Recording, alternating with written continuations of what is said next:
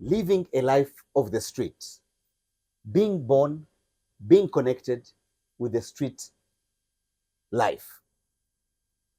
If you have been in this situation, taking drugs as a drug addict due to the influence of the street, being fatherless, motherless, being with no hope, being with a life that you do not even know what to eat next. Out there are so many people who have all the privileges, but they take advantage of them. Here is the man, Mbaziira Augustine, a young man at the tender age of 44, who has been through life, who has celebrated, who has been through the times of tribulations, trials, but he never gave up. A young man who has sniffed drugs, a young man who has eaten in the bin, but still with all this, he never gave up. Augustine lived on the street so many years, went down, raised again, and he's the man who has the helm of a big company, a man who is a millionaire today. I know some of you, when we're talking about these stories, sometimes you wonder whether actually they are real.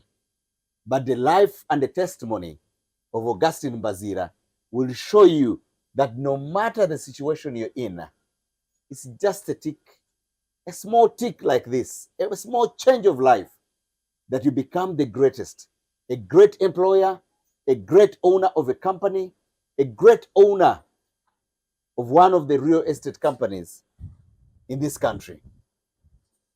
I am very honored, privileged having him on my podcast today. You're most welcome, sir. Thank you, Brian. And thank you so much for accepting to come and share your story, where many feel even embarrassed to say I was a drug addict, to say that I was a street-connected child, that I lived on the streets until I had to fight myself out of this street. And it's today we want to know, how did you make it, even when you could not believe that you would come out of this situation? Yes, Brian, thank you very much for giving me this opportunity to speak to our audience. Yes. This is a privilege we take to give back to the community. Outside there is someone who is feeling that the world is coming to an end. Yes. I want to let that person know that this life we live in, once we are born, Yes. we do not have any other choice apart from living. Yes. So if you're there and you find the world is turning against you, Yes. just make one choice. Just look forward and fight on. Yes. So me, as you see me here, you could see me as a very nice looking guy, Yes. thinking that things were so rosy in life. Yes. But life has many twists. Yes. And when we are put in this world, it is important to recognize that we have come. And when we have come, we do not have any other choice. Yes. The choice is to move forward. Yes. You know, there's this saying before we go further, is where you ask somebody their story, and somebody comes and says, if it was not God, I don't know what I would have done. But in this case, I tell people, before that God made you who you are, there's something that you did. There's an effort you put in. Are we together? Yes. This is what I want to know. And this is what I want people to know of how Mbaziira Augustus germinated into who he is today. Yes. Before the God came into play. Yeah, I want to let all our audience know God is in place the day you are born. Wonderful. But also let us not forget that in Genesis, God says that man was born in his own image. Yes. So man and we represent man. I'm a man. I'm a human. Every human being is a man. Yes. So what we have to understand, that we are the image of God, and in that very formation, we are supposed to create life. Yes. So some people think that you just sit behind and God will do the wonders and transform you into whatever he wants you to be. No. Yes. God tells you to be his workmanship. Yes. You work with him to be what you want to be. So people who have been successful in this whole world, they don't just become successful because of praying so hard, Yes. working, expecting the miracles to come to them. Yes. So what I would want to let people know, that in whatever I've gone through to reach where I am, God has been behind me. But myself, I also do my role. Every human being should do his role. If God was really kind so much, Africa would be the richest country, Yes. because people in Africa pray. Yes. But I've moved to countries like Europe, you find people are not praying They so don't much. have the time for praying. Pray, but not long. Yes. But they're very successful. Yes. So today you're seeing a man who has gone through all this. And I want to acknowledge that God has been behind all my success. Yeah. But behind that, God working in me, there is a lot of pain and sweat behind my success. Yes. So I was born in Ruwero during Museveni's war, Bush War. I was born in my maternal father's home, my maternal grandfather's home, and I with my mom, and then the war broke out. Yes. So we had to take refuge in Kampala, in Wakiso, in a place called Nabweru. Yes. During that war, I was young. I can't explain much, but I Yes. was a baby. So Yes. my mom tells me she moved over there. I still have my mom. Then from there, my mom decided that we move with her sister in Busoga, where she had gotten married. Then from there, they decided to go to the board of Busia to do business. Yes. She was good at cooking food, so she opened up a restaurant. Yes. Which they operated, and my mom was her helper. Yes. So that is where my life began as a child. And when I was growing up, then the war had to end. I'm talking of 7 war of 90, Yes. which ended in 1986. 86. Yes. So when it ended, our sponsor, who was my aunt, the sister to my mom, said, peace has come. Let me go back to Kampala. Yes. All our suffering began at that time, because my mom wasn't working, wasn't having any man of her own. Yes. So she left her the business, but since she wasn't experienced in business, the business had to go down. So I had started school in a place called Madivira Primary School in Busia. It's one of the traditional local schools there. It's a very humble school, where by the time I was studying there, we only had two classrooms. Yeah. For 3, P7, P6, and P5. Yeah. Those are the 3 classes we had. So the remaining classes were trees. Yes.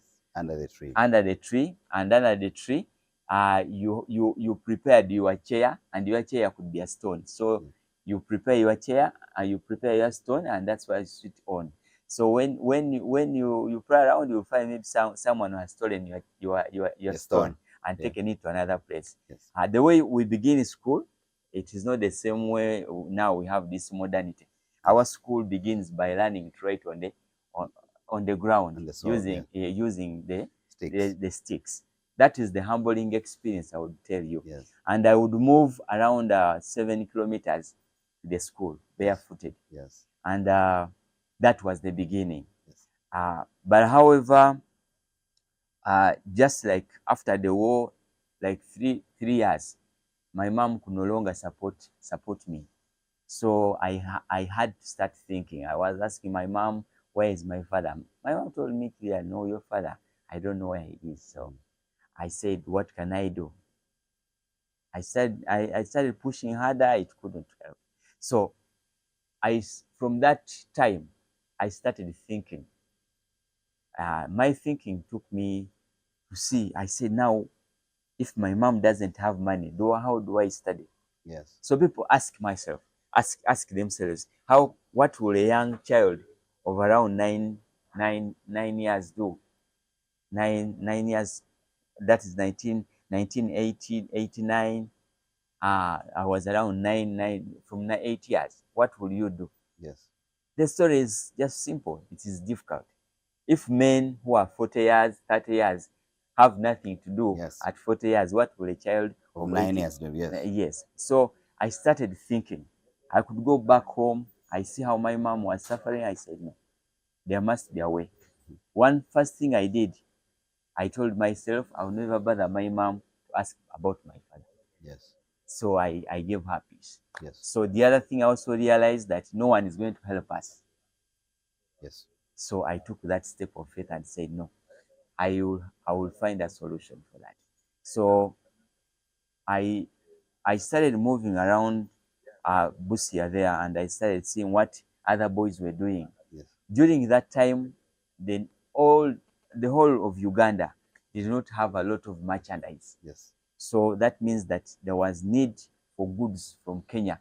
So there was a higher demand. Yes. So then I started thinking of learning how to smuggle goods from Kenya Yes. at that young age. So what happened that when you're young, below the age of 10, you could just run and go and start importing small goods Just across the border. across the border. Yes. So you could just, even if you want a crate of soda, since they will arrest people and imprison them, what you do, you will carry two bottles. Yes. Until when you place them here in your finger like this, you start running. Then you bring You cross the whole. yes. Yes, So the there whole will be cattle. customers this way to receive the goods. Yeah. Until you fill a crate, you fill the second one. You can even, the young children between the age of 6 and 10 can bring merchandise, smuggle merchandise worth a rolling. Yeah. Yes. At that age. Because everyone would be arrested. Yes. So my first encounter of thinking of money, I went to school and I said I shouldn't be poor. So the first time I went to smuggle, I decided to look for ways of keeping my money. I never told my mom. So I would go smuggle, keep my money in the bush. Yes. I mark the place. Then in the morning when I'm going to school, I pick some, I go and eat. But we reached a time when that couldn't help because my mom didn't have money. Yeah. So I started thinking of how to introduce myself to working officially. Yeah. So I told my mom, in this life we have no choice. We have to start working. I need to start working. So that is when I was around. I was in a class, I think around P3. Yeah. So I could study some days I don't study. So I joined the guys on the street as a home to street child. Yes. So I started getting engaged with those little boys who were on the street, who were smuggling, and they were not studying, some of them.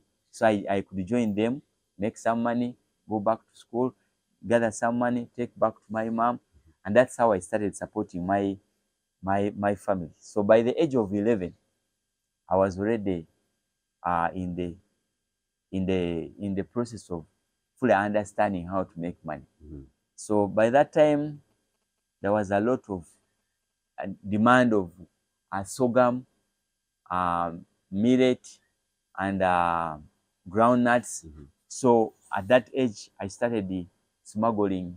I could smuggle beans, sorghum, millet to Kenya. So we had bosses. So why they were using little children like us?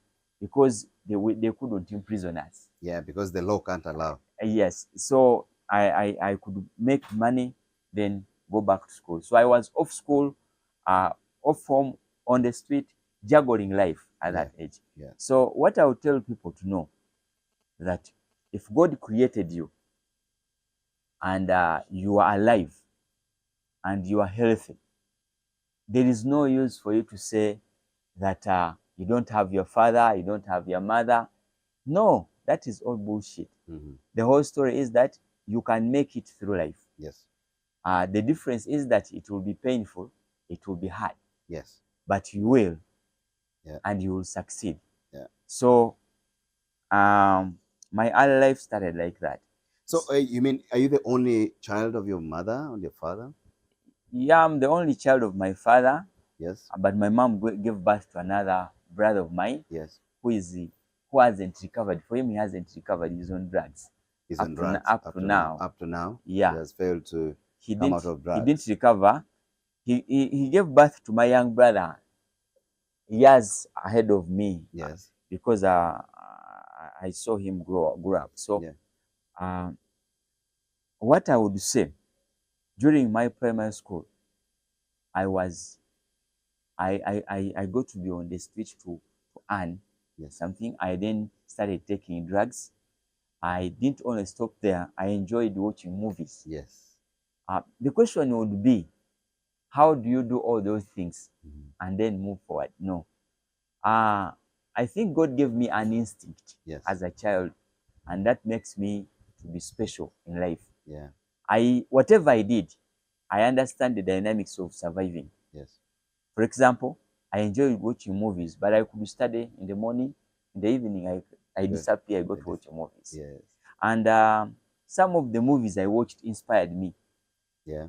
and they inspired me to be what I am. Actually, one movie, there's a movie called Jimmy Disco Dancer. Yes. It's an Indian movie.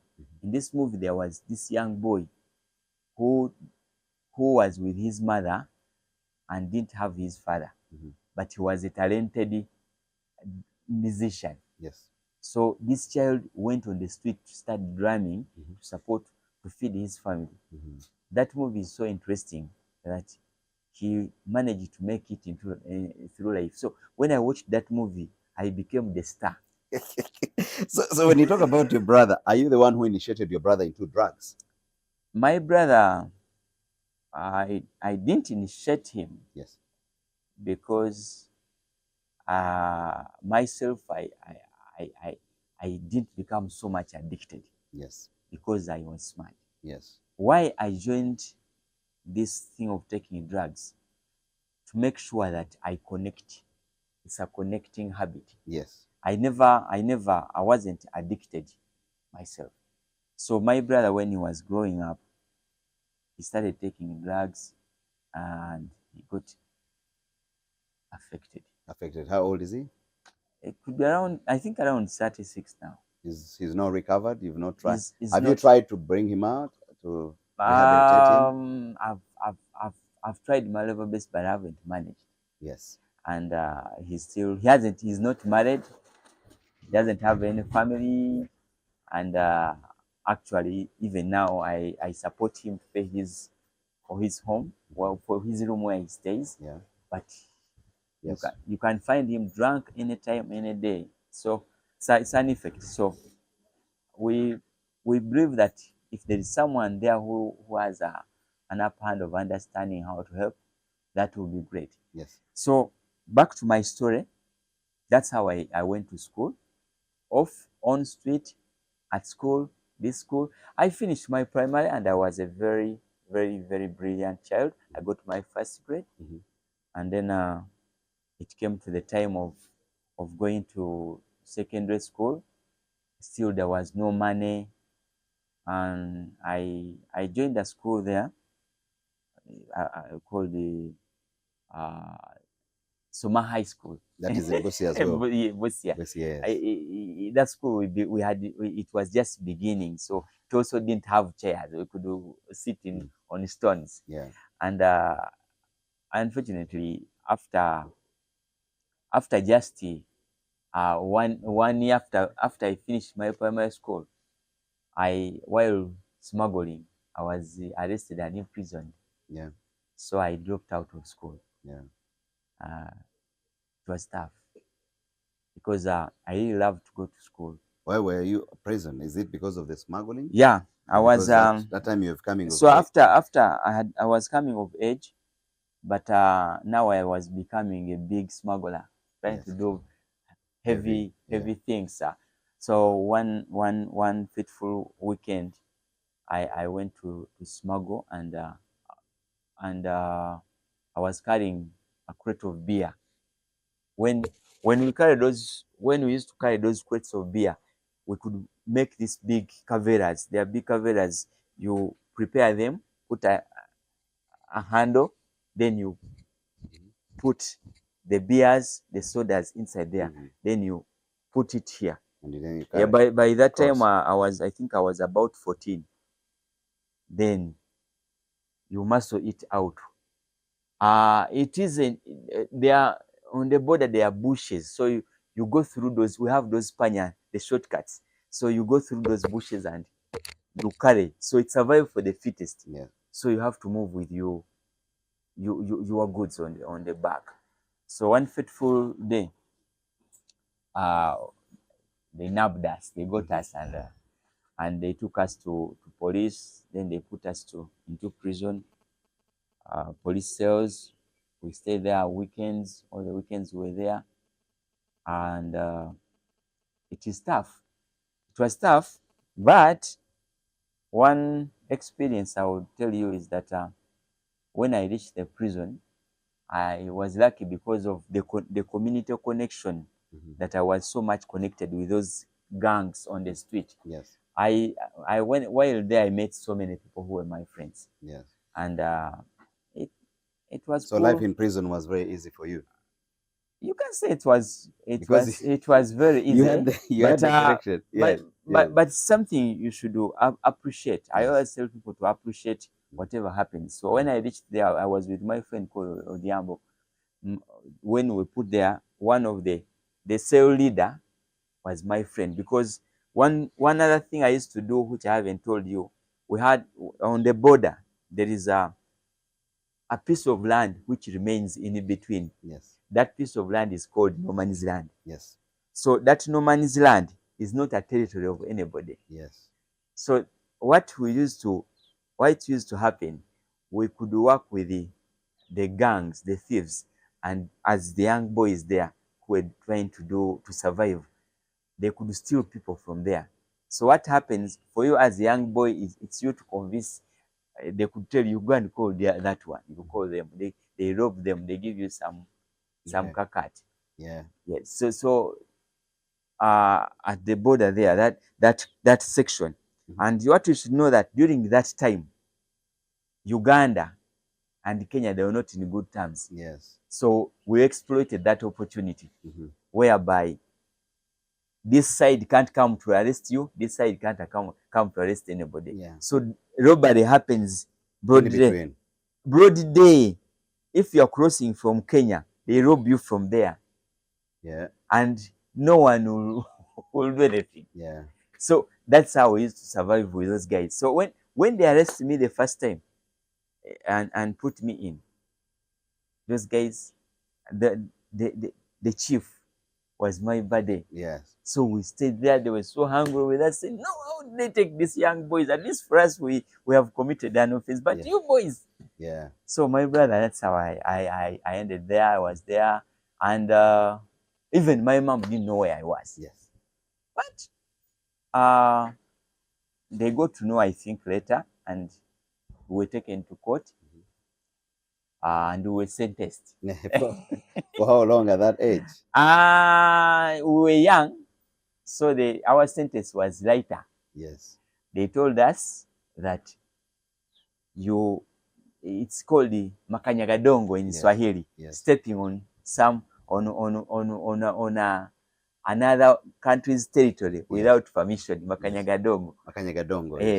You are stepping on land which doesn't belong to you. Yes. So they said that is an offense, and the other thing, you have been caught smuggling. Yes. So the judge just said, you still underage, and for that case, we are going to punish you. They had to our punishment was caning us. So they told us to go. We had worked in the police cells there doing their work. So the judge just said these children should be forgiven, and if they are arrested, they will be taken in remand homes, the prisons for children. Yes. So they took us there back to the prison, to prison cells. They gave us our canes. And then you came out. And then they released So us. tell me, how do you come to Kampala now? How do you transfer to your high school? Where did you go in high school? How did you finish your high school? And maybe before we go even there, I want to let you know that that's when I dropped out of school. Yes. Yes. I was never in school during that period. Yes. So I stayed 1 year, 2 years, 2 years and a half. And I became a serious street hustler as a child. And that's the time I was on drugs, fighting here and there. But I was a smart boy. Yes. So I started selling mandazi. Now, I first had that fear. I said I will not go back to smuggle. So I started selling mandazi on the street. So the mandazi, they all used to sell the mandazi. You prepare a tray, a big tray, eh? Round, big. Then you put a big kavera. Then you put those mandazi there, you pack them. And they were not mine. So I was selling for someone. You put on the head here. It burns you here. So you start getting some some chiwarata here. Eh? Bald head. The bald head, the hair goes off. You carry, and then you go and sell. After selling, you come back. The unfortunate bit of that story is that where I was staying, most of the students used to study that very direction. So what is the sad story? The sad story is that you walk to go to sell mandazi and you bypass your fellow students going to school. I tell you, Brian, that experience is terrifying. Yeah. And why is it terrifying? Because you are smart. You know that you are intelligent more than those children Who are going to school who are and going you're to going to school. work to get some Yes, money. get some money. Yeah. So in the evening, I started roasting chicken. I could roast chicken in the evening. That is how my entrepreneurial skills started operating. So I could roast chicken. In the morning, I could roast cassava. Yes. I juggle all those things around. Yeah, I worked, but later I realized this business of selling mandazi wasn't working for me. Yes. I went back to smuggling sodas again.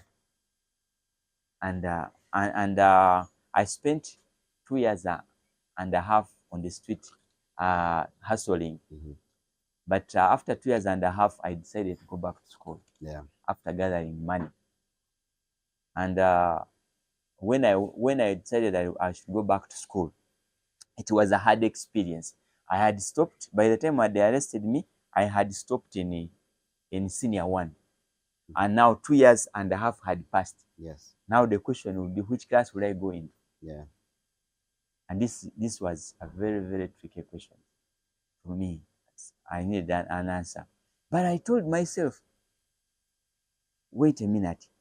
If my friends are in senior 4, why should I go back and study senior 1? Yes. Yeah. So I said, now, which class should I go in? Yeah.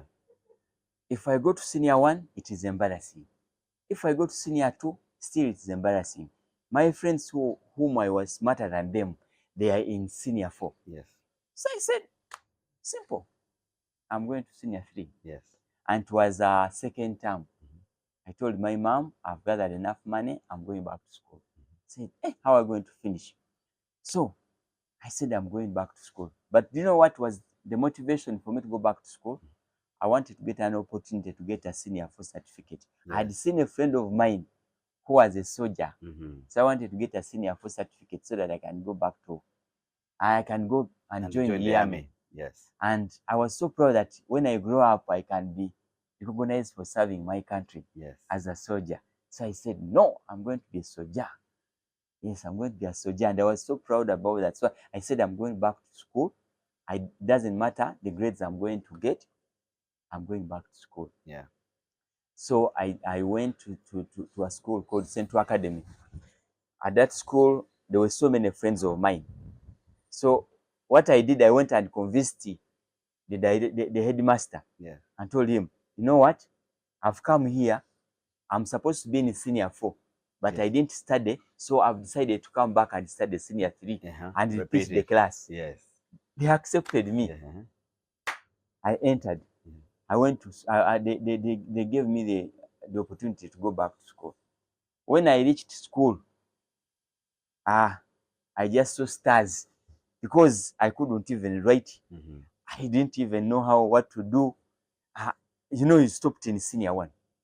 You have spent 2.5 years without studying. Yes. I got confused. It was second term. I said, now what can I do? I studied. The whole time I was just copying notes. Yes. And even copying notes was too difficult. So what I decided now, my mom is in, my aunt, the sister to my mom, was in Kampala. Yes. I said, now let me run away. So instead of doing exams, I ran away To Kampala. to Kampala. People were going to do exams. I ran away. I came to Kampala. What I did, I heard that in Kampala there were pamphlets. Yes. So I came. I had someone of mine. I bought pamphlets. I went back to Busia. So now people ask me, how did you manage to maneuver that? So what I did, I decided to say that I'm going to be promoted no matter what. So the third, I assured myself the third time I'm going to sit the exams. Do you know what I did? I focused and I only concentrated on 4 subjects in my last term of senior 3. Only 4. Yeah. Because my desire was to get reasonable marks to take me to senior, to be promoted to senior 4. Yeah. I came back with my pamphlets, my everything. I looked at things like chemistry. I was seeing stars. Biology, stars. I said all those subjects I'm not going to read. So I concentrated on only 4 subjects. Math, not math. History, those those easy subjects. Luckily enough, I was promoted to senior 4. I went to senior 4. Yeah. And that is exactly what everyone was surprised. When I could go back on the street, people thought, because I used to sell soda, the vending of soda, the way we could vend soda in Busia.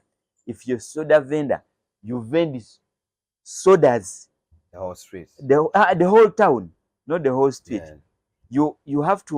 You buy sodas in Kenya, you smuggle them on foot, you sell them on foot, you walk back and bring them. So we could walk the whole town and sell. So I was popular everywhere in Busia town because of selling soda. So people were asking whether I've gone back to start studying, because some of them had not known that I was in senior 1 before. People thought I've just started school. Everyone said, "Hey, mwana gwe ozeyo kusomero, you have gone back to school." I said, yes. So I went to senior 4. Through I could read day and night. And now when I reached there, I found stubborn students. I joined them. We're drinking, doing everything. Girls, what. But for me, I was smart. When you want to fit in the society, this is something everyone should learn. Even if you are with bad people, make sure that you know your mission. Yeah, true. Stay focused to your goal. Don't be diverted. Yeah. But I also want to let you know, if you are with bad people, make sure you are smart not to isolate them, because they can harm you. Yeah, true. So protect yourself by pretending to be one of them,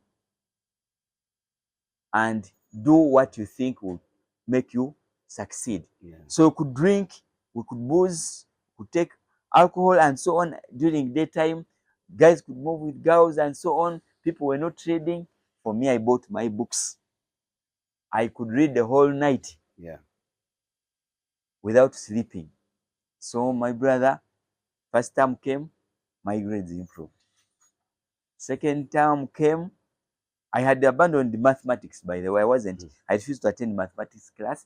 I refused to attend biology class. Actually, I abandoned biology. I dropped biology out. I dropped out to biology, chemistry, all those hard subjects.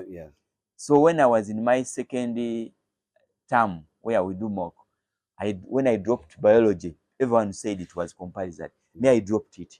I did the agriculture. So when we did mock, my grades were a bit slightly better. Surprisingly, when we did our final exams, that's where the trickery is.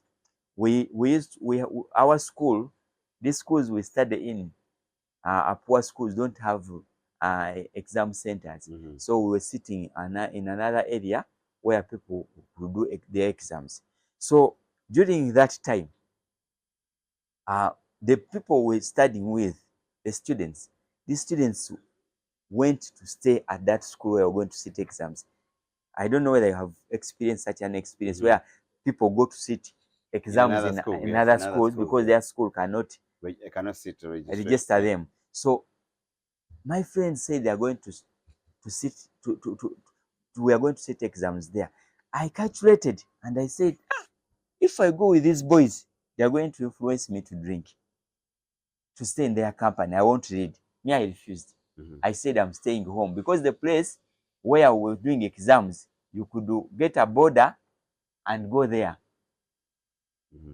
So I said, for me, I would be going on the days of exams. This gave me the opportunity to concentrate. Yeah. And the other thing also I realized when I was to do exams, I was in I was not in good terms with the math teacher at school. Yes. Because I refused to attend his class. So I bought mathematics books. I studied on my own. While the other people were going the other side to study from our center where we were going to sit exams, me, I remained at school. I revised, I got mathematics. I concentrated on mathematics. And I tell you what, I started understanding mathematics in less than one term. When we went to do exams, I did my exams. There was another subject which was so difficult, but geography. Geography. It has that paper called map reading. Yeah. It was hell to me. I didn't understand it. But I tell you what, if God is with you, He will always make provisions. Do you know that in my year, they messed up map reading? They brought a different map which wasn't matching with the exams. They cancelled out the exam. They cancelled, so it was They, for your they advantage. cancelled out that number. Mm-hmm. So I never did it. Yes. So exams came back, I was the best. Yeah. Amazing.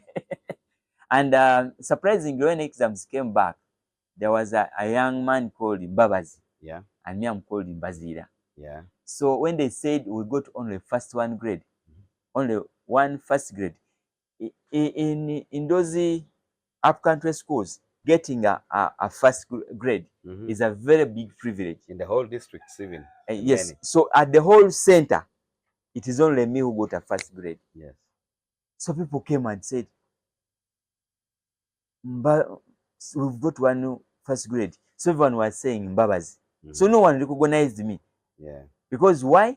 I never led even a single day. I only led once and I was the best. Yeah. That's how I finished my senior form. Wow. Yes.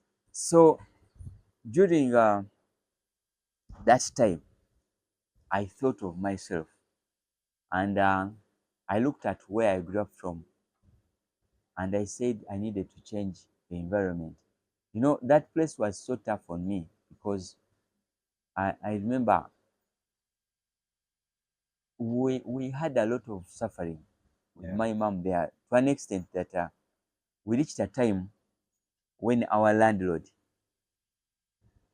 refused us to put a door in our house. But my mom was renting a house, and the door went off. Yes. So in front of that house, there was my boss, who is to give me mandates to sell. So the gentleman wanted to get the whole house, and here we are. My mom, we couldn't pay, so he wanted to have that room. So the landlord said, never put don't return that, don't put back the door, get out of that house. So my mom, we could just carry the door back and sleep. And I said, I've grown up with these boys here. I need to change my life. So I decided to say that I may not be in position to raise money here. But luckily enough, I didn't tell you what I didn't tell you, that before I went back to school, I had left soda selling and I was hawking shoes, selling old shoes. So I introduced my mom to learn the business of selling shoes. Yes. So my mom was giving me some support. So my mom had started now learning to do business of selling shoes. and we decided that I should try to come to Kampala. Mm-hmm. So I came to Kampala, and I stayed with my auntie in Nabweru. Yeah. That's how I moved from Busia to Kampala. Yeah. Yeah. So when I came here during holidays, I had passed well. I thought I would I tried to look for scholarships, not possible. Then I decided to start doing odd jobs around Kampala here. Yeah. Yeah, working on construction sites. Um, we worked on the roads and so on, doing casual work, Yeah. slashing for people. The money was still too low. Yeah. So by the time I was made to begin in senior 5, still there was no money. But I would say that if you have a goal, just focus. Yeah. I there was some during that time, people were opening up small schools. Mm-hmm. It was a habit. People were anytime someone opens up a school, even in his house. Yes. So there was a school which was opened up. They called intensive in Waise. Yeah. I went there. I applied. They gave me. We gathered some little money. I started studying from there. Yeah. And by that time I was saved. Then I started even praying at Christian Life Church. Mm-hmm. Now there was no money. I started there one term. Then I had there was an opportunity there was another school which had been started. I said this is an opportunity. I ran away to another school. Another school For another term. for another term. So that is how I was maneuvering. Yes. So I was there. I studied, and I didn't pay. I moved on. Yeah. So senior 5 was done. Yes. So now senior 6, I tried coming back. They chased me. Now that the first term was done. Mm-hmm. So what I did, I gathered reading materials on my own. Yes. After gathering reading material, for me, I concentrated on reading. Yes. So then I went to another school now, called the Chwatu Memorial, Mm-hmm. on in Namungona. That's where I started studying. But every day, school fees. So you could just come in the evening, you go on the fence there, you tell guys, give me the notes. Then you get and go home. And go home. Now I even started going to the university. Actually, I could go to the university to study from there because there were some free spaces there. Mm-hmm. I could go and read in those gardens of the university. The only thing I knew in life was that my future is in my hands. Yeah. And that's what I want to tell each one of us, each one seeing us, that there is nothing which can stop you if you have that will and the power to fight on, because your purpose is to be there. So I said, I can't pass this geography, and it is giving me headache because I wasn't concentrating in class. So and geography needs a lot of time. Yes, that it was that paper called physical education, physical geography. That one where I study mountains and so on. That paper is full of volcano. What I felt it was useless. So I dropped the subject. I did fine art. Yes. And I finished school. I finished my senior 6. I was among the best, but I didn't get opportunity to go to the university to get a government scholarship. Yes. Because I scored very well. I missed narrowly because I received the BBs. Yes. And if I had gotten an A somewhere, maybe I would go to the university on government scholarship.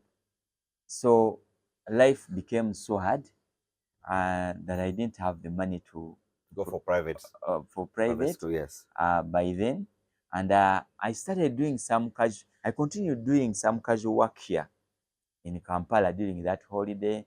I'm one of the people who I worked on that roundabout of Hotel Equatorio. I was doing real work, but money wasn't coming. Yes. So what happened? I decided to go back to Busia again. There was a certain old man who was my friend, and he was a pastor. So when I went back to my mom, I had grown up and I didn't have a house. So that gentleman allowed me to stay in his office. It's called. He was a. The pastor allowed me to stay in his office. It's called Pastor Waswa. Yeah. So I could sleep in the office of the pastor and keep and provide security to it. Yes. So I stayed with my mom. Then I went to the market in Busia to start selling fish. Yeah. I was selling fish by then during my senior 6 vacation. When the exam came, I didn't have the money. Yeah. But I will tell you that if God is with you, He will always bring opportunities. Yeah. Do you know that during that time, the pastor got funding to build the church? So then I became a supervisor of the church. Yes. And they could pay me my allowances, my salary. And through those small monies I gathered, I was able to raise some money. Yeah. So my mom told me I apply for diploma in business. I refused. My mom told me to study. There was a school in northern, I think Lira, somewhere. There's a business school called Aduku. And there's also another school, I think, in Tororo, where they teach business, where people could go and study diplomas. I told my mom, now, why should I don't have money? Why should I go there? In Aduku. Aduku. If I finish school, whom am I Right. going to meet? Yes. I told my mom, you know what? I still have that dream of becoming a soldier. I can still become a soldier. So what I am proposing, Go to the army. no, I have this money. I'm going to apply for a degree at Makerere University. Yes. So I applied for a Bachelor of Commerce degree, external. That course is studied in 4 years. Yes. And the beauty about it, the school fees was less. Yeah, it was affordable by then. Yes. Yeah. So the school fees could be paid annually, but they allow you to pay 300. It was 500 a year.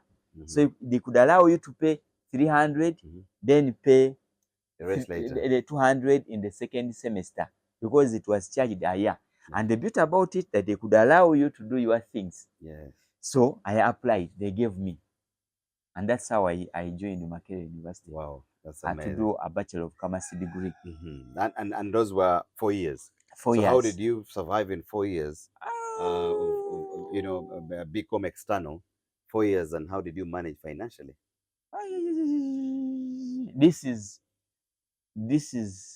That is the miraculous way God sustained me there, because I only came with school fees for 1 semester. 1 semester. And even that school fees, there is a friend of mine who had topped me up. Now I was going to, I had been admitted at Makerere University. So my mom, my auntie, the sister to my mom, their home, my maternal grandfather's home was in Nabweru. So at least I knew that I will have a place to stay. So I stayed over there in that home.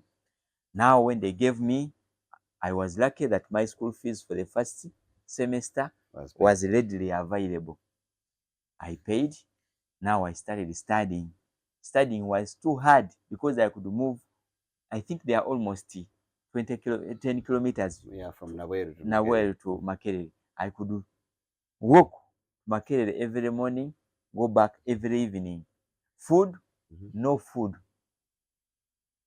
I could get, if I get to work over the weekend, I raise some, maybe it's my 10,000, where I did, they call it chipota. Yes. This one for working casual labor on the site. Yes. I could keep my 10K. Then what could I survive on? In the morning when you come, you can buy cassava. There is a place called the Chikoni. So I could walk, buy my cassava, go and eat it, and go to the sink at the university, take that water, and my day is covered. Yeah. And that is how I survived the first semester. But in me, I started having life, Yeah. creating life. You know, when you grow in a survival environment, you create life. Yeah. You don't stay with your sadness. Yes. I started making friends in my class. I started making friends with people who sell, because that course, the way it's studied, you pay for your lectures by yourself. Yeah. So we had the leaders, we had people organized, and we paid the lectures. So Yeah. me, I could not even have the money to pay the lectures. So what I did, I befriended a lady who could sell those papers, and I started selling for her Yeah. the papers, and then she could give me the booklets for free. Yes. And that is how survival was. And that's how they recognized me at university, survivor. Yeah. Then I also started joining fellowships. I'm Christian, I'm born again. Yeah. I love God, and I joined Christians. I could be in their fellowships, Yeah. fellowshipping, and it gave me peace. Yes. I'm a very serious fan, support of Arsenal. Yeah. I joined the As in a group. Arsenal group. You see how I was building network. Yes. Then I'm a politician too. I Yes. joined the politicians. Yes. I was there. So the group started growing. I started growing in status and everything. People didn't. Then I started making friends. But after the first semester, school fees wasn't. I wasn't knowing where to pick to get the school fees. But during during the the second semester, the second semester, I think, I happened to have attended a conference at the university. Yeah. It was about poverty alleviation. Yes. I stood in that conference. I started also starting. I wanted to debate. I challenged people that I challenged I came to challenge the motion, because they were saying that our culture is the only way people are going to get out of poverty. Through agriculture. Through our culture. Yes. That program was called, is it PEM? Plan for Modernization of Our Culture, PMA. PMA. I said no. I stood up and said no. This is not true. For us, some of us who grew up from the ghettos, Yes. we don't know what it means to do our culture. Yes. Is there any other plan? Ignorant like that, starting to give my opinions. And during that time, there was a journalist who was there. He had my stories, what I was talking about. I said, no, for me, I know how to hustle. I don't understand our culture. So whereas you do plan to have modernization of our culture, you should have other programs which are going to help people who are in the town, in the ghettos. In the ghettos. For us, we don't know what our culture is, and we have never done our culture. So the guy was so touched and said, called me up and said, you mean you were once on the street? I said, yes. How did you come here? So he got interested in me, and I went and told me that, no, you should come and we document your story in New Vision. Yes. And you know, I accepted. They wrote my story, and my story was on the front page. Yes. It was a full page. Yes. So that one opened up people's eyes. Yeah. I tell you what, that I want to tell you, people should know that if you have a story which can help someone, yes, make sure you do tell that story. Yes. When I told my story, I got to have so many people coming to sympathize with me. I got well wishers. I got people who were encouraged. People said, "You man, you are our hero." Yes. People were so excited to see me. I got so many people from Wukede, because that time social media was not so up. So people from Wukede came out to interview me. Then radios. I started becoming Popular. a popular figure at the university. And that brought in friends, good and bad. Yes. And when I was, I managed to catch up with that is first year I finished. Second year is what I didn't know what to do. Yeah. Now in second year, I want to let you know that God can do miracles. Yes. Real miracles.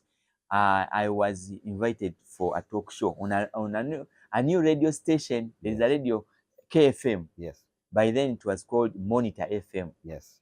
There was a lady called Ann Kiza invited me for a talk show. Now she lives in Norway. Yes. She will go to marry there. She invited me for a talk show, and in that talk show, I didn't have a phone. They called my friend. They invited me. Then I called some other friends of mine. There was also my friend who is a Muzungu, whom I was talking to, and he wasn't interested because he said Africans are beggars. So those whites get fed up with us. Yeah, because so he said Africans are beggars. Even if you tell someone you don't have school fees, that is the very story how they rob people every day. Yeah, true. So I called him. He listened in. People listened in because of this impactful story of mine. Yeah. Someone was touched. Yeah. And when he got touched, he called in and said, "I'm so inspired with this young man, and I'm going to give him 500,000 Yes. to begin his second year." Yes. That is how my second year began. Yes. When you ask me where were my hopes before that?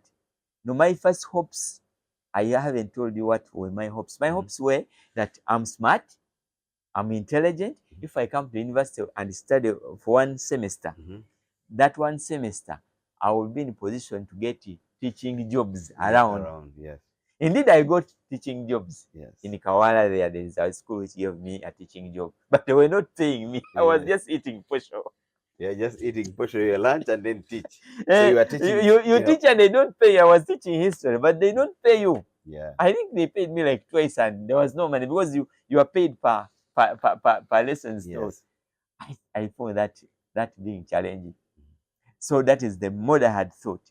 But the other scapegoat also. Do you remember the person who gave you the 500,000? Yes, I know him. Who are they? Speak about. Say them out there. If you are comfortable saying their names. Yes, there's the gentleman is called Biaruhanga Moses. Biaruhanga Moses. Yes, and his wife Mabel Msime. Yes. Yeah, the madam used to own a pharmacy at Mengo. At Mengo, yes. And that's where I used to pick part of the money. Yes. All the time. That Madam Mabel is I call her my aunt, is a very good, kind woman. Yes. Because she always gave me the money. And my real sponsor never wanted to get so much in touch with me. Yes, Biaruhanga. He's a Biaruhanga Moses. Yes, he never wanted to get in touch with you. No, not in bad faith. Yeah, but he gave with that heart of giving. Yes. His intention was not to look there. Yes. So I could pick their money. So I began my second year in the miraculous way like that. Yeah. And I used to also do some casual work. Yes. Slashing, still on the sites. Yes. And my second year began like that. Now, during my second year, life became more harder. Yes. How? My aunt where I was staying had some conflict. I think beef. I don't know what I could call it. By that time I was staying with my young brother, and the environment was hostile. I decided to quit staying with my aunt. Yeah. So, and my young brother also, by that time, had been chased away. Actually, why I left my young brother had been chased. Yeah. I didn't tell you much about my young brother, but I was moving with him wherever I go. Mm-hmm. So my young brother was was a Muslim. Is a Muslim. Yes. So I had gotten him connection while at campus. Yes. As I told you, for me as a survivor, I'm always looking for opportunities Yes. where they happen. Yes. So I connected with him with Muslims at the mosque. They had gotten him a scholarship. Yes. And I think our mom didn't feel it good, our auntie. Yes. And he chased away the boy. Yes. I pleaded with my auntie, please allow this boy to stay here until they take him, because they had planned that they would take him outside the country. Yes. My young brother lost the opportunity like that. By that time, he wasn't even taking drugs, Yes. because drugs were the other side of Busia where I had left this way. Yeah. He was a very good boy. And my aunt chased away my young brother. My young brother went back to Busia. Yes. And he started the drugs. He had to go back into drugs. Yes. It was sad. So because of that sad moment, I also decided to quit home. Yeah. Where I'm at my auntie's place. Ask me where was I going to stay? Did he join the guys in the university? No, Yeah. it was hard because I didn't have where to stay. Mm. I had a friend of mine who was staying in Wandegea. Yes. They were staying 3 friends in one room. So what I did, I convinced him, my classmate, I convinced him that I should leave my clothes there. Mm-hmm. So I left my clothes in Wandegea with that gentleman. Mm-hmm. And now for me, I could move around, maneuver. So where did I sleep? Mm-hmm. I slept in the dining hall. Yes. Of the university. Of the university. Yes. And do you know how I slept there? Because people slept were in the dining room reading. Yeah. So for me, I went there and I could read, then sleep on the table. Put my head like this and I sleep. So during the day, I would come to this guy's place where I kept my clothes. I asked them to shower. I shower, and I move on with life. And then in the evening, we had evening lectures. Then I could go and look for my fellow students. And the other way I could survive, I was smart and become external was for, we had 2 groups. We had group B and group A. We had those ones who entered as mature, yes, who had diplomas. Those guys were loaded. Yes. They had the cash. And we had the group A, which were fresh from university, my category, from secondary. Yes. So they were my category, my age mate. So what I started, another trick I used to survive on. Now, I was the master of doing homeworks. Yes. Is it homework? Yes. Coursework. I was the master of doing coursework. Do you know how this became a business? Homework is done in groups for that course. So they could say in a group of 10. So you discuss, you do this. So what you do? For you go and do homework, you Xerox, they call it Xeroxing, you twist words, you make like 3 to 4 lists. Yes. And then you start looking for this much words in the evening. You tell them, wekali wanongeda coursework awono. It gives you money and then you put on the list. Yes. So if they are 10, you look for 10 people here. If someone gives you 3K, 5K, you are covered. 10, 10. You are done. Yes. And also you make a lot of connections. So these guys loved me. Because a survivor. Up to now, most of my classmates don't know my name. Yes. If I want to call them, I just tell them, this is survivor calling. Yes. So that is another trick I survived on. So at that time, I didn't have where to sleep. But I am a blessed person. God has blessed me. During that time, I started making connections through the fellowships, Christian fellowships. I got a friend who allowed me to stay in his room. They call it mufaring. Mufaring. You just go and occupy their space. He allowed me to stay there in their room. So I started staying in Mitchell Hall.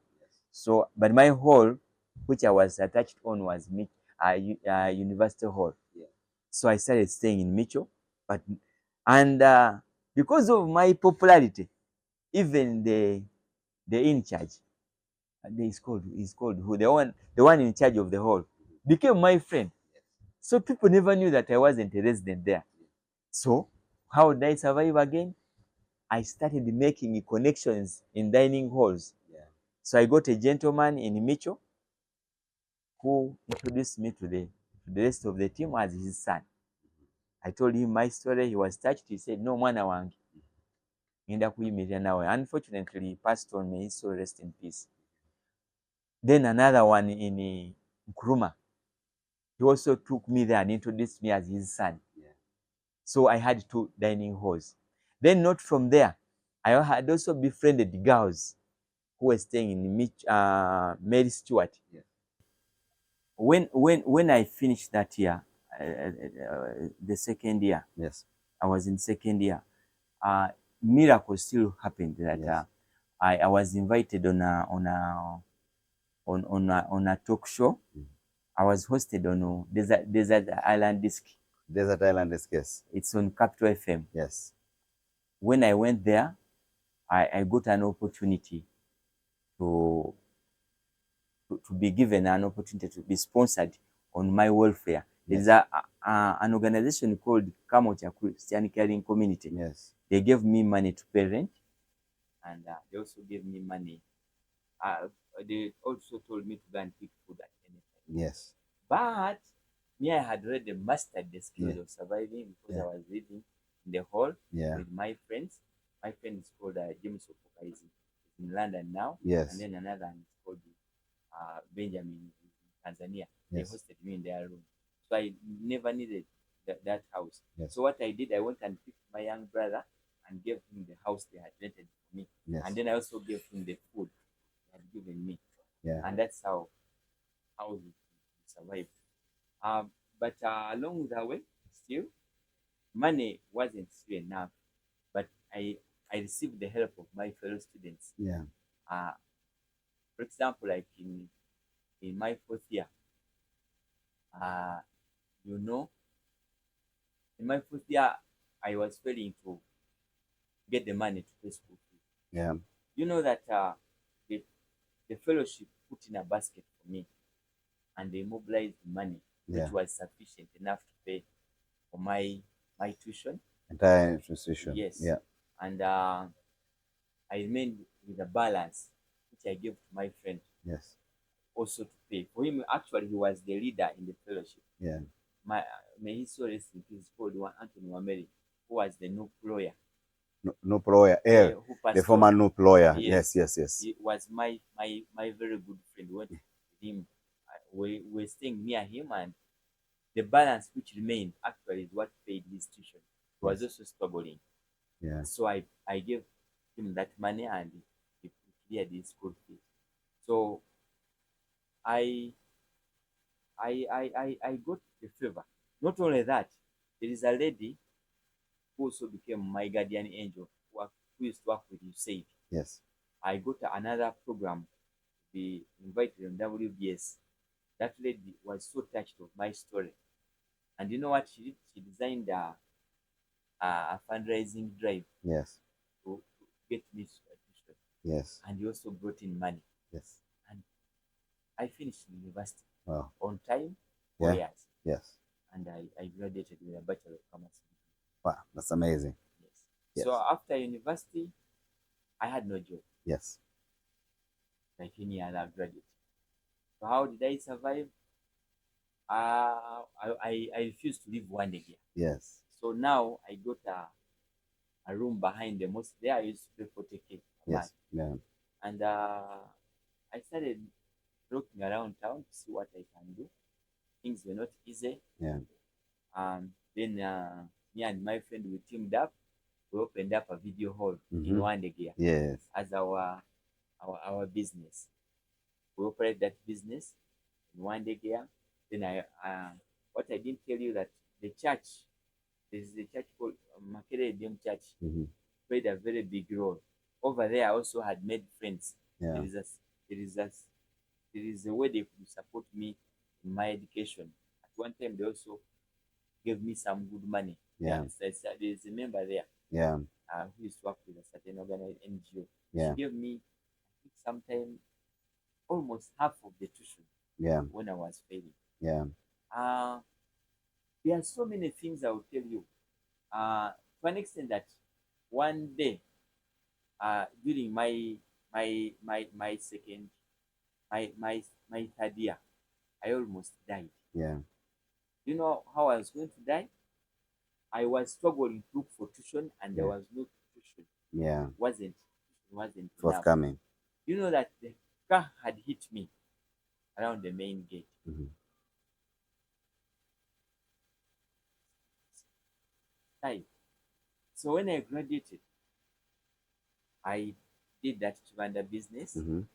Then I also opened up a catering business. Mm-hmm.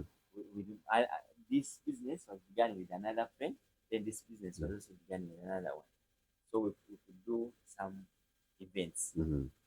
But the business wasn't catching up. The one of outside catering. Yeah. And it required a lot of capital. I was renting space. Mm-hmm. So the business of the Chibanda video hall, for it was working. Yeah. And it was our other cash cow. And that is how I began my journey of working. Yeah. Then from there, I got a temporary job to work with the Uganda Telecom Yeah. as a debt collector. Yeah. I travel all over Kasese, Mbarara, Rakai, and so on. Yeah. Our work was to collect debts Yeah. of On those behalf of landlines. yes. So you could find people with a lot of debts. So you could work them down. Yeah. That is what we could do. Working those people down, you find that your father owned the phone and passed on. Yeah. But now we are coming to demand Money from the arrears. yeah. You reach somewhere and someone, "Ah, we are Uganda. father." Yeah. Then you reach somewhere, someone tells you, "No, mwana wange, iyo nagivaako dda myaka Yeah. nga 10, you say you have to pay." You squeeze Yeah. them and we could recover. Yeah. So from there, I joined the Power FM as a marketeer. Yeah. Then from there, I joined Vinska Enterprise as an Yeah. accountant. Yeah. I started gathering monies. And it's from there I got my first little money at Yeah. Vinska Yeah. to construct my first rental units. Yes. Why did I do that? My aunt had told me that since I ran away from home, I would fail and go back to her The home. home. So I told her I will never come back. Mm-hmm. I would build a house. So Yeah. the first money I got, I built a house in a place called Chibwa. Yeah. There were two shops. Yeah. And I couldn't stay there. One day I was more comfortable because you pay That's only, close. you pay 40 40, and you yeah. have many survival skills around. You Yeah. walk to town and do what. Then that's how I started my journey of working in Minnesota and my first journey of investing in real estate. Yes. And my passion in real estate was driven from this my early suffering, Yes. whereby I didn't have where to stay. I Yeah. didn't own anything. Mm-hmm. I said I will own properties, Mm-hmm. I will build houses, Mm-hmm. and I will help people that way. Yeah. So that is how my journey in real estate began. So I did the temporary work with NSSF. I did it from Vinziga. Vinzika. I got hosted on a talk show during that time. A talk show called Untold Story on UBC. Yes. The story was so inspiring that someone, the husband, the HR, I called my guardian father now. NSSF. Yes. Okay. So me, and he was so touched with my story. Then he went home and told the wife, "Please, do you have any temporary work at your organization Yeah. where you work?" Then that's how I again got my guardian mother, Hope of His Manor. Hope of his manner in Yes, NSSF. in NSSF. Yes. So she loved me. She said, "Now you're my son." So we started working there. He called me and told me, "My son." She just personally called my the contact number I had left behind, because by then I didn't have a phone. From yeah. So he called me. I went to the office. He told me, you know what, my son, I know you are working, but there's a future at NSSF. Yeah. We have openings for temporary engagement here. I want you to come and join. So they could pay us around 400,000 Yeah. a month. And when I was working with Vinska, I was earning 400. So Yeah. my salary went down, and Vinska was giving me hard cash because he's an entrepreneur. Yeah. No taxes. Me Yeah, neither. taxes, NSSF, and Yeah. so on. Yeah. That's how I started working as a temporary staff at NSSF Yeah. and juggling my other hustles. Yes. So my video hall stayed on, and I could do after work doing the temporary work, because by then when I joined the NSSF, I had gotten a loan to build the other house. Yes. So all the money I was getting, Yeah. I was only remaining with 40,000 Yeah. a month, which wasn't enough. So I supplemented that money The by video. my income from my video hall, and also I introduced another thing. During that time, they had a lot of the Nigeria. Yes. So when we could buy those CDs to Yeah. show in the video hall, now I did another trick. I could buy the CDs Duplicate myself. them. I buy them already duplicated. Yes. I stock them. So what I do after showing them in the video hall, You see. I could rent them Yes. around the Wandegia market. I Yes. could give them to those women who sell food. And the Nigeria were hot by that time. Yeah. So I could rent them. And in the evening, I could rent my videos and I get enough money to feed me. Yes. That's how I could survive in Wandegia there. Yeah. Then my catering business was not picking up well. Yeah. And I pushed it, but you do contract work. Yes. I didn't have to do that. So my house was bringing in money, but little. So that is how I stayed on in NSSF. And then I was already saved. I was at church. Now the breakthrough comes in when NSSF did the restructuring. Yeah. When they did the restructuring, they restructured the whole organization. Yeah. So they said we are going to give people jobs. So they restructured and they started giving us jobs according to our qualification. Yes. And that is how I became a compliance audit officer Yeah. at NSSF. Compliance. Yes. Yes, in 2008.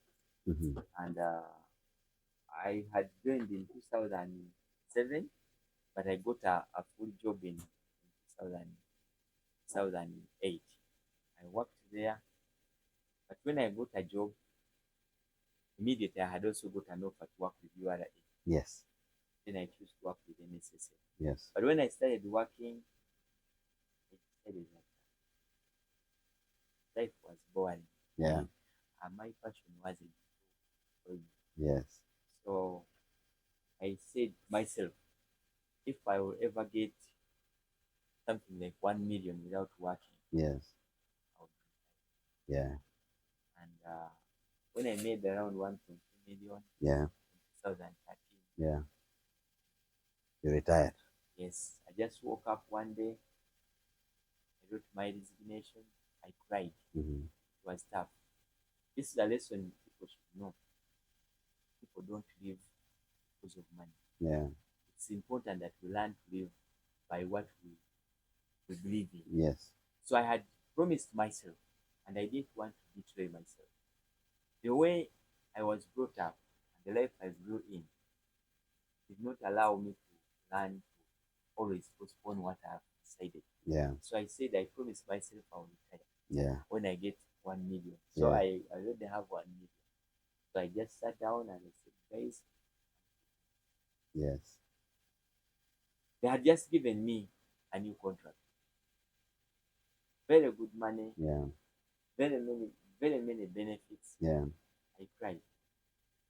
So you'd ask me why did I cry and why did I stand on the throne? No. In life, people should learn to live by their rules Yeah. and their principles. Yeah. People always ask me, am I too rich? Mm-hmm. Did I retire because I was getting a lot of money? No, Yeah. that wasn't the reason. The reason is that I had a purpose to live, and that purpose is the one I'm living. And So yeah. I wanted to become a businessman, Yeah.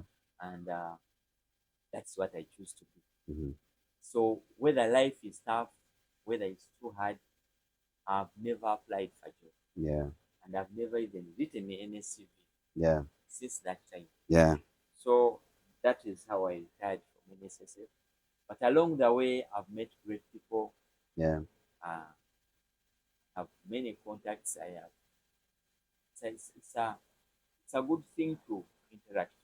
Today, I would want to tell people that share your story. Yeah. Very important. Tell people what you are. I know, as I've shared this story, it's embarrassing. Yeah. Uh, but to me, it's not embarrassing. I when I was working with NSF, we had people from great schools Yes.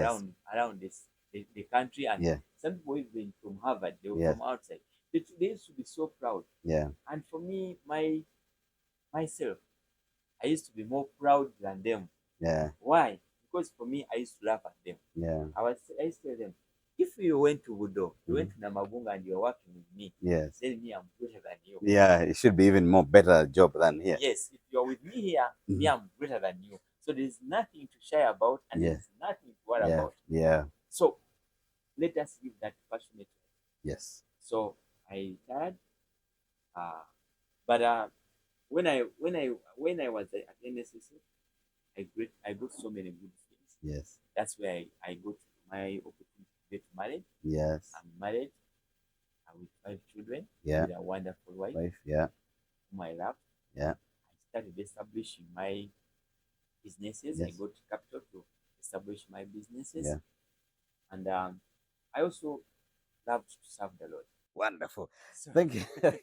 Guys, it's an amazing story. But most importantly, what we learn out of this story is that the journey, especially resilience, and not giving up, and not allowing our past to determine who we are. He didn't allow the past to determine what he's going to be. The story is so long, guys, and allow me to end this story today, that I would want him to touch on the other. How did he start to become a great entrepreneur and a real estate developer? And how did he successfully get into real estate? I would want not to take it too much story. We are going to get another day for him specifically to talk about this story of him being a great real estate developer and a person who has made the billions of money. Of course, he has had another stories told me of the ups and downs, of the risks he has taken as an entrepreneur. And one of the risks he took is venturing into gold mining, and he lost millions and millions of money. So I'm going to bring him now again to tell us about how he lost a lot of millions of money in gold mining and how he has successfully made it into that field of real estate. So thank you so much. It's been a pleasure, and I'm very honored hosting you. And in our next podcast, you're going to tell us that story, because I know most people would want to know how you made it into a big man of being a million person. Thank you so much. It's a pleasure. Thank you.